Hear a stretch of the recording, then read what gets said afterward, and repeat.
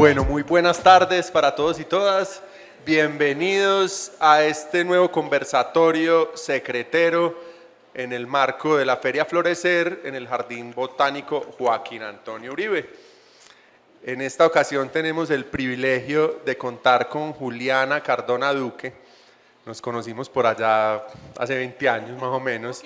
Un poquito más de 20 años cuando estudiábamos en la Universidad de Antioquia, aquí al lado, biología. Y bueno, la vida nos ha mantenido cerquita, afortunadamente.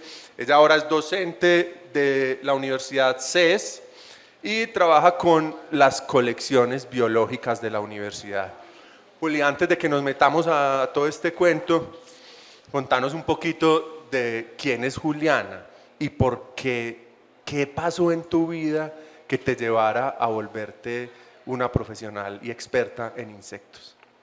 Bueno, Juancho, muchas gracias por la invitación, muchas gracias a Secretos. Para mí es un honor porque admiro enormemente Secretos para contar hace muchísimos años.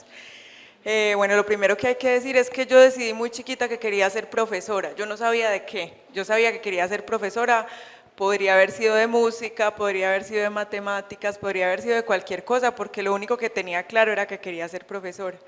Más adelante, no sé, ya tendría tal vez unos 12 años y un evento muy particular me llevó a decidir que quería estudiar tiburones, ¿cierto? Entonces yo iba a estudiar tiburones y crecí con esa idea, se llegó 11, había que presentarse a estudiar en la universidad y entonces pensaba que iba a estudiar biología marina y me presenté a la Universidad de Antioquia a estudiar biología pura.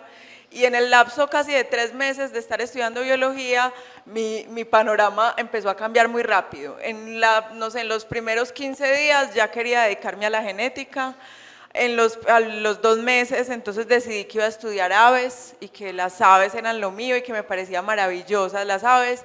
Y tuve la fortuna de contar con algunos amigos muy queridos, que todavía son mis hermanitos del alma también, como Juancho.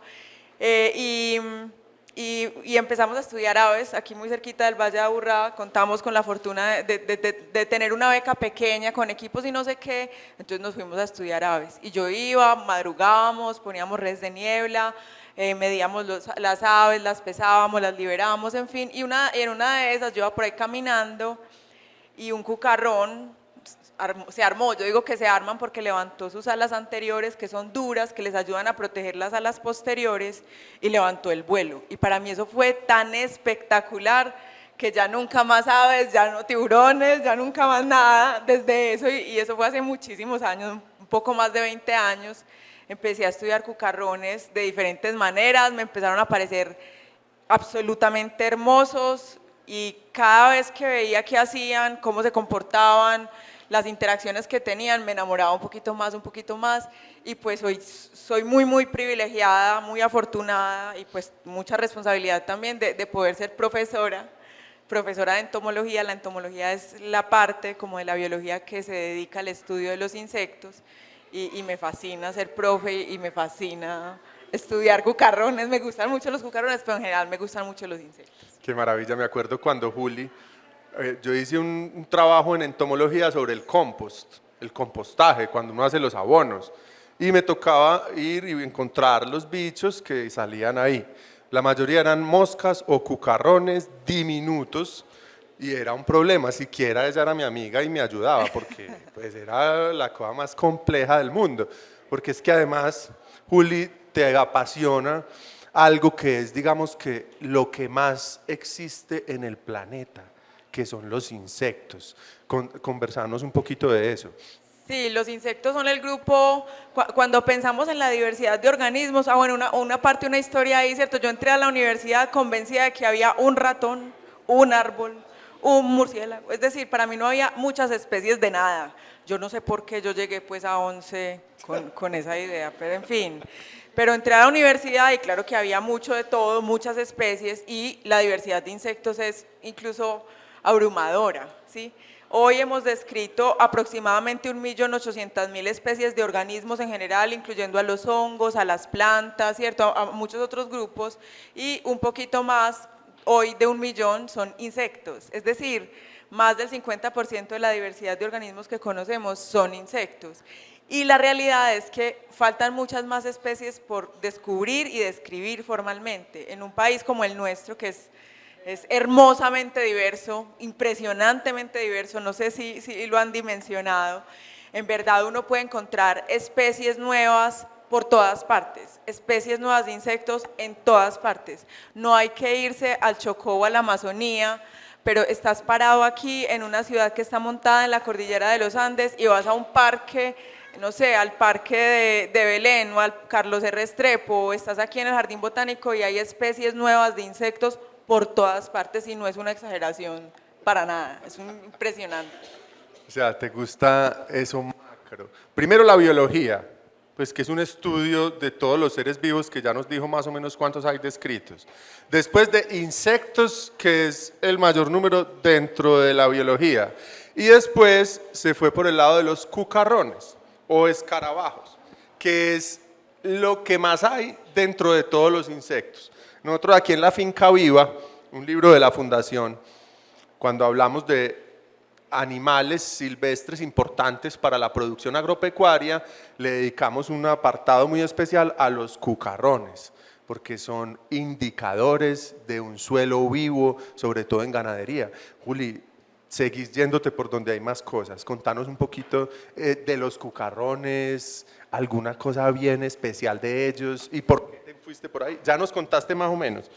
Bueno, voy a empezar hablando de estos cucarrones por una razón. Yo decidí que quería estudiar cucarrones porque se armaban, ¿verdad? Y resulta que yo no sabía cómo capturar cucarrones. Y el primer amigo de la universidad que me llevó a campo y me enseñó a armar una trampa para coger cucarrones, era una trampa para coger cucarrones mierderos, ¿cierto? O escarabajos coprófagos. Y entonces yo soy tan de buenas en la vida que el primer cucarrón que llegó a esa trampa era un cucarrón verde, la cosa más espectacular, verde con cuernos. Seguramente muchos de ustedes cuando estaban chiquitos los veían aquí en el Valle de Aburrá, eran más o menos comunes, hoy no son tan comunes. Pero esos cucarrones, digamos que fueron mi primera pasión dentro de los cucarrones. Empecé a indagar, a darme cuenta que había muchas especies que hacían. Algunos, por ejemplo, son buenos para enterrar el excremento, pero otros hacen bolitas y se las llevan lejos de donde encontraron el excremento de manera primaria. Y en esa labor, entonces, también son, por ejemplo, dispersores de semillas, ¿cierto? Entonces a veces en el excremento que encuentran y lo arrastran y se lo llevan a otra parte, lo entierran, entonces están sembrando esas semillas, ¿sí? Y en las fincas es muy bonito tener escarabajos coprófagos porque eso indica, ¿sí?, que en esas excretas, por ejemplo, del ganado, entonces no hay, por ejemplo, rastros de venenos, ¿sí?, que no es tan chévere a veces cuando usted se está tomando la lechita de una vaca a la que trataban con ivermectinas, etcétera, ¿cierto? Entonces, encontrar a esos escarabajos coprófagos da cuenta de tener una finca saludable, ¿sí? Uno, un poquito ahorita lo conversaba Fabio, invitándolos a venir acá, que uno a veces dice, uy, los insectos qué pereza, pero no hay un escenario más saludable que tener diferentes grupos de insectos con diferentes funciones, ¿cierto?, en un lugar. Eso da cuenta de verdad de ecosistemas equilibrados. Entonces a veces yo recuerdo en Santa Elena, en una casa en la que yo vivía, que a veces iba una persona muy gentil que me ayudaba a limpiar la casita. Entonces yo le decía que por favor no me quitara las telarañas y ella no podía creer que yo no quisiera que me quitara las telarañas, pero tenés telarañas debajo de las sillas y en las ventanas, y yo sí, déjeme las telarañas ahí, porque tener las telarañas era no tener mosquitos en la casa, ¿cierto? Entonces uno a veces piensa como que cualquier bicho que se mueva estorba, cualquier bicho que se mueva hay que eliminarlo, y en realidad muchas veces tenerlos. Y hay que decir que las arañas no son insectos, esa es otra historia, pero valga la aclaración en este momento. Pero cualquier bicho que se mueva hay que eliminarlo, y en realidad tenerlos da cuenta de que todo está bien, todo va a estar mejor, sí, que las cosas van por buen camino. Tenemos que movernos en función de recuperar esas poblaciones de bichos en general. Juli, una maravilla, pero nos falta la mitad, porque es que los cucarrones mierderos son los que uno ve, que son así grandes o muchos con cuernos, de colores hermosos, pero en realidad la gran mayoría de cucarrones son microscópicos y cumplen otro montón de funciones, Contanos más Sí, hay, historias. hay, hay, hay cucarrones muy chiquitos, hay cucarrones medianos, grandes, muy coloridos, más cafecitos. A mí casi siempre me han gustado los feitos, los que todo el mundo dice, pero Juli, ¿usted por qué estudia eso tan chiquito y tan igualito todo? Y siempre me han parecido muy, muy bonitos. Y una de las razones es que muchos de ellos son importantes polinizadores, ¿cierto? Yo sé que si hablamos de la polinización, ahorita la polinización está de moda, todos sabemos que es importante la polinización y tal vez pensamos que la polinización es importante porque, claro, para comernos un fruto tiene que haber polinizado a alguien antes una flor, ¿cierto? Y esa flor se transformará entonces en ese fruto que nos comemos. Pero la polinización es mucho más que eso, ¿cierto? Esta atmósfera que podemos respirar, que tiene dentro de sus componentes el oxígeno, ¿cierto? Y gracias a ese oxígeno muchos otros organismos podemos vivir en este planeta, es facilitado en gran medida por las plantas, es decir, las plantas no es un paisaje de fondo sobre el que los animales nos movemos, las plantas son fundamentales para el mantenimiento de la vida en el planeta y el mantenimiento de esas plantas en las zonas tropicales reposa completamente en la polinización por animales, ¿cierto? El 94% de las plantas con flores en el trópico son polinizadas por animales, la mayoría de ellos insectos, y si yo les digo que la mayoría de ellos insectos, seguramente se están imaginando a mi amiga la abeja, ¿cierto? Apis mellifera, que es una especie muy reconocida, que ha sido declarada además la embajadora de los polinizadores, pero la verdad es que en los sistemas tropicales el 73% de las plantas para las cuales conocemos el sistema de polinización son polinizadas por cucarrones. Es decir, la vida misma reposa en gran medida en la función de los cucarrones. Y cuando les digo de los cucarrones, en algunos escenarios son cucarrones diminutos, pero en otros escenarios son cucarrones incluso grandes, ¿cierto? Hay familias de plantas que son polinizadas por unos cucarrones supremamente grandes. Wow. Qué belleza. Y también hace poco tuve el privilegio de ir a la Amazonía y nos daban mojojoy. Contanos de eso, que yo no sé nada. Entonces, esa es la primera reacción. Yo les voy a decir que hay que comer insectos, hay que comer insectos. Yo no he probado el mojojoy y ya les voy a confesar por qué. Yo prefiero que una cosa sea crujiente en mi boca a que sea blandita. Pero eso es un tema… Mío, el que me dieron a mí era asadito en la brasa y era crujiente. Crujiente, delicioso, bueno. Pero entonces resulta que en Colombia nos comemos más de 60 especies de insectos, ¿cierto? Eso es una cifra muy elevada porque seguramente uno piensa, en Colombia sí, la hormiga culona o la hormiga santanderiana, los mojojoy, pero en realidad hay registros y reportes de por lo menos 60 especies distintas de insectos, muchos de ellos son cucarrones, algunos de ellos de hecho se crían dentro de los tallos de algunas plantas, otros en las raíces. Y la realidad es que la semana pasada estuvimos en el Congreso Colombiano de Entomología, que fue aquí en Medellín, se celebró en la Universidad Nacional de Colombia, y había por lo menos 3 stands de entomofagia, de alimentarse de insectos, ¿cierto? Y no eran como teóricos, sino en la práctica. Entonces pudimos comer galleta hecha con harina de cucarrón, brownie hecho con harina de cucarrón, pudimos comer unos grillos en salsa de tamarindo y les voy a contar de los grillos en salsa de tamarindo porque me fascinó la presentación de eso por una razón. Yo me imaginaba a mi mamá comiéndose un camarón o un langostino, se veía exactamente igual y es más o menos la misma cosa, porque resulta que los langostinos, los calamares son algunos de los familiares más cercanos a los insectos, ¿cierto? Entonces estamos hablando en muchos casos inclusive del mismo aporte nutricional, ¿cierto? Entonces aquí hay proteínas, hay carbohidratos, por supuesto hay lípidos, pero hay una fuente de alimento que es bien nutritiva y que además es menos costosa en términos del ambiente, ¿cierto? En muchos escenarios es más sostenible, por supuesto, criar insectos, la cantidad de proteína que un insecto puede tener incluso es mayor a la de muchos productos cárnicos que habitualmente consumimos, ¿cierto? Y es más barato en muchos escenarios. Entonces yo voy a decir que hay que comer insectos, hay que comer insectos. Y hay unos muy ricos, pues hay unos que son supremamente sabrosos. Pero entonces los cucarrones han sido algunos de esos insectos que se consumen. Incluso hay un cucarrón que hace parte de un tratamiento alternativo, ¿cierto?, para fortalecer el sistema de defensa del cuerpo. Entonces hay un tratamiento con un cucarrón que se llama Tenebrio molitor, ¿cierto?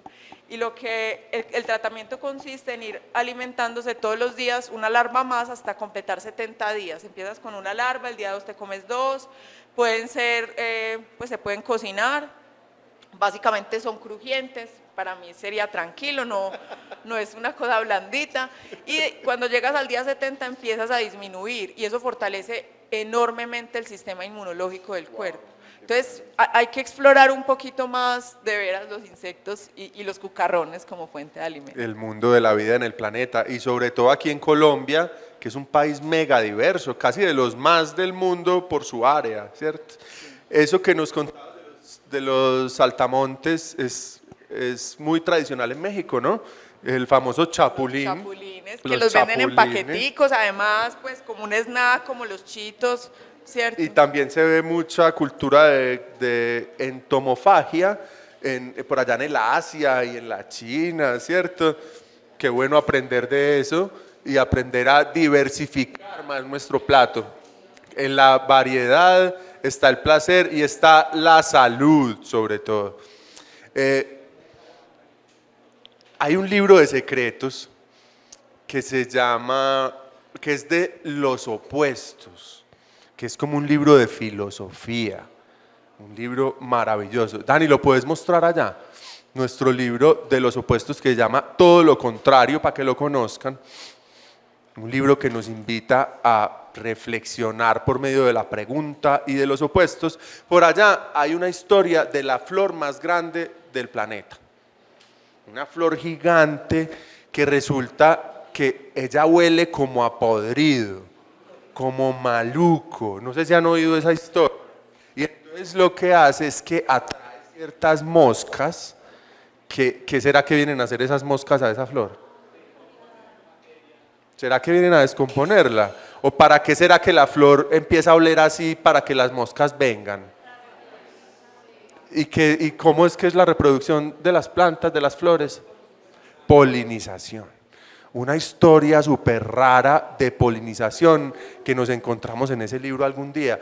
¿Sabes alguna otra así bien rara, Juli? ¿O un par? Sí, a mí la polinización me fascina. Pues yo empecé a estudiar cucarrones, me enamoré más de los cucarrones, mucho de los cucarrones chiquitos y feitos, no son feitos, pero eso dicen mis amigos. Y en parte es por la polinización. Entonces resulta que aquí, por ejemplo, en el país tenemos unas especies de plantas muy particulares, llenas de cosas asombrosas, algunas producen olores que se dispersan en el bosque, pero resulta que también algunas se calientan y se calienta solamente la flor. Es decir, imagínese toda la planta invirtiendo su energía en poder calentar la flor. Entonces, calentar la flor tiene dos consecuencias importantes, ¿cierto? La primera es que los olores se riegan muchísimo más en el bosque, ¿cierto? Porque cuando se empieza a calentar eso hace que los aromas se dispersen con mayor facilidad. Y la otra cosa que es muy importante es que cuando la flor se calienta se vuelve atractiva para algunos grupos de insectos, principalmente cucarrones, ¿cierto?, que no son capaces de mantener su temperatura regulada. Los insectos no son como nosotros, ¿cierto?, que está haciendo un calor afuera alto y de todas maneras nosotros no nos requete contracalentamos, aunque pensemos que sí, pero nosotros somos capaces de regular nuestra temperatura, los insectos no. Entonces encontrar una flor que está calientica por la noche en un bosque, por ejemplo aquí en los Andes, donde la temperatura puede bajar hasta 5 grados, 0 grados, menos 10 grados en algunos casos, es una delicia. Entonces el cucarrón llega allí, invitado por la flor que está calientica, pasa la noche ahí y al otro día cuando van a salir, porque ya es de día y ya la temperatura del ambiente otra vez es agradable, el cucarrón se llena de polen, en ese momento se llena de polen y se va a visitar una flor que está en ese momento en su etapa, en su fase femenina recibiendo polen. Entonces es muy bonito porque es la flor invirtiendo su energía en calentar su estructura reproductiva. Y en otros casos pasa que se calienta, llegan los cucarrones y luego se calienta más, para que a los cucarrones ya no les parezca tan bacano estar ahí. para que se vayan. Entonces los obliga a salir. Eso pasa en una familia de plantas que de hecho no tienen flores, sino que se llaman conos, son las samias, son como los dinosaurios de las plantas, son plantas muy antiguas. Acá en Colombia tenemos una diversidad increíble de samias. Aquí en el jardín Hay un espacio para lleno de ellas. samias, en realidad, y tenemos unas especies que tienen esos comportamientos. Se calientan, atraen a los cucarrones y luego se calientan más para echarlos, para que se vayan a visitar el cono femenino y entonces así polinizar. Me acordaste de un par de libros que me leí hace poco y que los tengo en mis afectos. Uno es El Mesías de las plantas y otro es La inteligencia de las flores de Maeterlinck. Poesía y ciencia unidos al servicio de nosotros y del asombro, porque qué lindo mantenernos asombrados como los niños. No olviden eso nunca, por favor. Y eso me hace pensar un poco también en que todas las ciencias y las carreras, por lo general, cada vez quieren que nos especialicemos más en una cosa, pero en realidad la vida es tan compleja que ningún organismo es capaz de vivir aislado del resto. Todos necesitan o dependen del resto de seres o de elementos de la naturaleza para sobrevivir. No sé, Juli, si por ahí nos cuentas algo. Pues sí, hay de pronto, Juancho, dos cosas importantes o que a mí me parecen maravillosas. En verdad, ningún organismo vive en aislamiento. Mínimamente tenemos unos organismos viviendo en nuestro tracto digestivo que, entre otras cosas, nos ayudan un montón a digerir el alimento, ¿cierto? Entonces, todos los organismos viven asociados a otros, ¿sí? Y ahí es muy difícil uno ponerse a estudiar solamente el cucarrón. No, el cucarrón no vive solo, el cucarrón vive asociado a otro insecto, o vive asociado a una flor, o vive asociado a una raíz, ¿sí? Y lo otro que estábamos hablando un poco antes y que yo pues lo trato de promover mucho entre los estudiantes. Esta semana tuve el privilegio de estar con dos colegas que llevan más de 30 años trabajando en la parte alta de los bosques con unas plantas que crecen sobre los árboles y que me di cuenta que son muy naturalistas. Cuando hablamos de ser muy naturalistas es que son muy observadores. Uno a veces pierde como la capacidad de observación más que la capacidad del interés. Uno siempre es capaz de observar si lo invitan a observar. Y se sorprenderían de todas las cosas increíbles que se han descubierto en la ciencia a partir de una observación de alguien que iba caminando por ahí, se encontró una cosita, se quedó mirándola, después le contó a alguien, ese alguien le contó a alguien y un día llegó a los oídos de una persona que hace investigación en ese tema y se encontró que eso no se conocía, que nadie nunca lo había visto. Entonces, muchas veces es como vale la pena, siempre vale la pena detenerse, mirar, poner sus ojos en donde tal vez no los ha puesto, ¿cierto? Y encontrar cosas maravillosas en ese caminar, ir como de manera desprevenida y sin afán. Como la vida es acelerada, esa es la realidad, hoy la vida es muy acelerada. En el mejor de los escenarios usted va caminando por ahí sin su celular en la mano, ¿cierto? Y eso ya es una súper ganancia, porque entonces puede empezar a ver cosas que de otro modo no ve. Y esas cosas pueden ser cosas que nadie nunca ha observado, de un comportamiento de un animal, de un comportamiento de una planta, porque las plantas también tienen comportamientos asombrosos. Qué maravilla, Juli. Por aquí te tengo unos regalos de parte de Secretos para Contar. Pues La Finca Viva, que es ese libro que busca que nos hagamos conscientes de la importancia de cuidar el agua. Ahora sí que nos estamos dando cuenta que en este verano, de la importancia de cuidar el suelo, todo un universo desconocido, las plantas y los animales. La Finca Viva, Juli, para ti. Muchas gracias, Juan Lu, muchas gracias. El Planeta Vivo, que es un libro de biología. Recuerden que estos libros están en todas las escuelas rurales de Antioquia.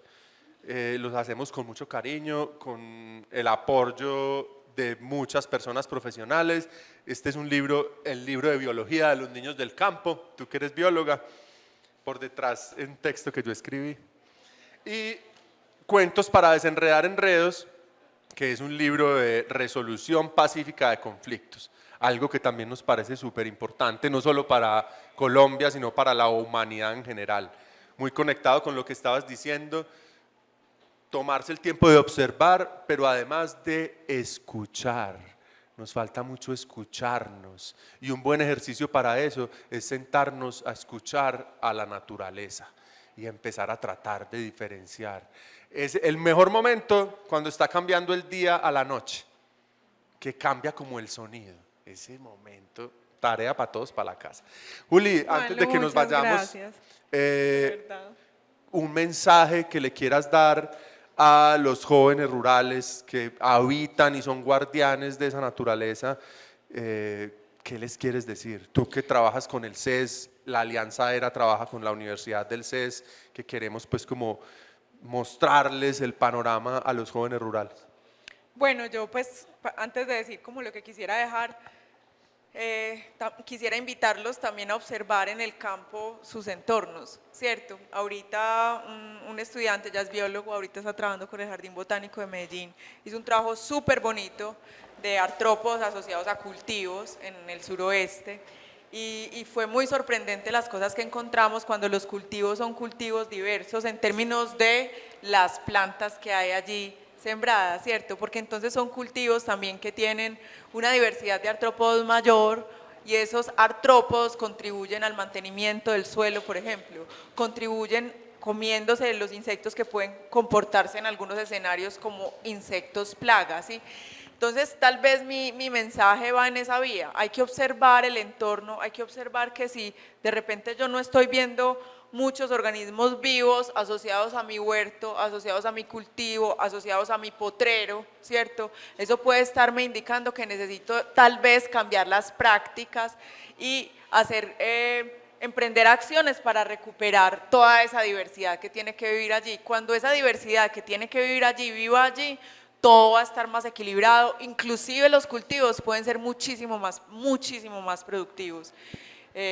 Maravilloso. Muy conectado con lo que nos acaba de decir don Carlos Osorio en nuestro conversatorio anterior. Abrimos el espacio por si alguien tiene una pregunta, un comentario, algo que nos quiera compartir. Bueno, los insectos los podemos reconocer porque tienen 3 pares de patas y la mayoría de ellos tienen 2 pares de alas, ¿cierto? Resulta que los insectos son un grupo muy hermanito de otros 3, ¿cierto? Los arácnidos, que es donde están las arañas, los escorpiones, que uno puede saber que se trata de un arácnido porque ya no tienen 3 pares de patas, sino siempre tienen 4 pares de patas, ¿sí? Entonces, digamos que de manera general uno lo ve caminando chiquito y piensa, ve un insecto, pero no, tiene entonces 4 pares de patas. Y hay otro grupo muy hermanito que vemos mucho, seguro, con seguridad, y son los 100 pies y los 1000 pies, ¿cierto? Que tampoco tienen 3 pares de patas. Ese grupo se conoce como miriápodos y ese nombre de miriápodos es justamente como miles de pies, ¿cierto? Y los miriápodos son otro grupito muy cercano a los insectos. Y además están entonces los crustáceos, que son principalmente acuáticos, ¿sí? Que son los que ahora les decía, comerse un insecto es como comerse un camarón o un langostino, una cosa así, pues porque son un grupito muy emparentado, es un grupo supremamente emparentado a los insectos.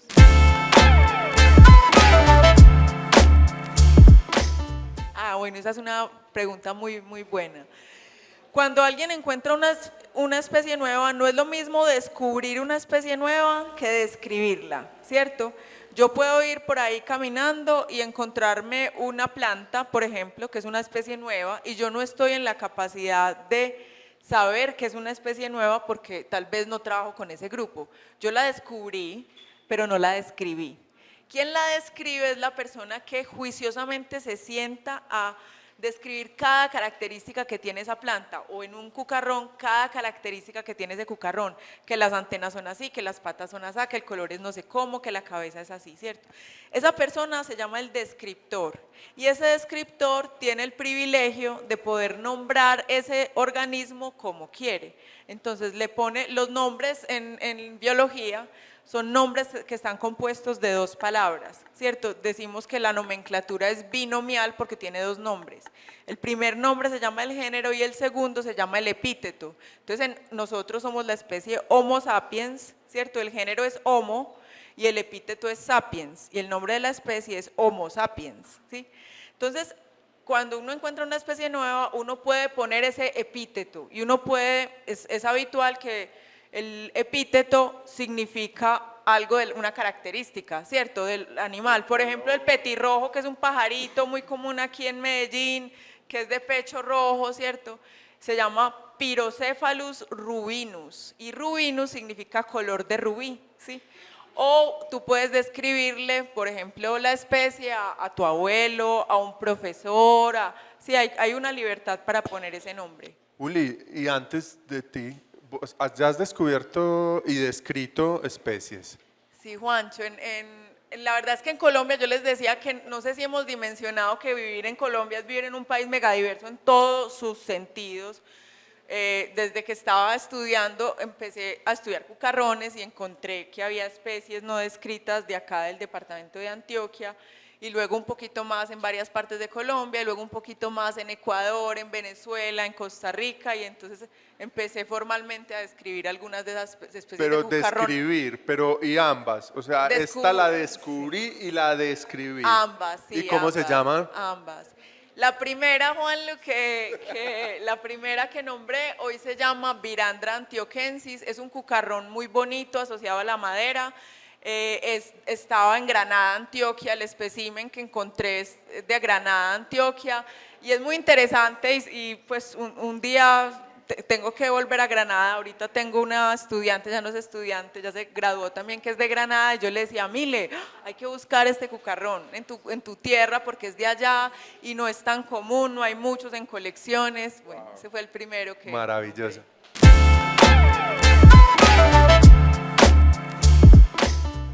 Bueno, yo tengo que decir ahí que es importante explorar un poco más la diversidad genética que tenemos, y que en eso en Colombia se han dado pasos grandes en los últimos 5 o 6 años tal vez, pero todavía nos falta, ¿cierto? Nos falta es que en un país como nosotros tenemos que poder vivir de esa biodiversidad. Tiene que ser, o sea, es increíble que nosotros no podamos vivir de un país megadiverso. Y entonces en esa medida es importante, no sé si algunos de ustedes utilizan productos que son hechos a partir de aceites naturales, etcétera, y es increíble, la mayoría de ellos no son de plantas nativas de nuestro país, nadie ha explorado esto, ¿cierto? Y tenemos que poder hacerlo. Entonces yo creo que hoy las academias y en general en el país, muchas universidades están volcadas hacia promover ese tipo de cosas. Juan Luis, espera antes de que cerremos, porque él dijo una cosa que me hizo pensar en algo. Yo también le quiero decir otra cosa. Yo quiero invitarlos a pensar una cosa, es una reflexión a la que me llevó un estudiante en un curso que estábamos tomando con mi esposo hace unos años de documental científico, y un estudiante de ecología de repente dijo, es que para mí la cosa más maravillosa que aprendí fue que la flor se convierte en un fruto. Y yo me quedé pensando ¿cómo así? Y pensé, claro, es que uno no va por ahí por la vida caminando pensando que es que la flor se convierte en un fruto. Y aquí en Medellín celebramos la Feria de las Flores cada año, y yo no sé si han dimensionado lo que implica ¿qué significa la flor? Las flores mantienen finalmente la vida en el planeta porque son capaces de promover su polinización y garantizar la siguiente generación de plantas. Y en esa medida son capaces de garantizar oxígeno, alimentos, etc. Entonces, pues es un poco más para que celebremos de verdad con alegría la Feria de las Flores, como celebrar la importancia de una estructura fundamental que es la flor para el mantenimiento de la vida en el planeta. Perdón. Qué hermosura, Juli.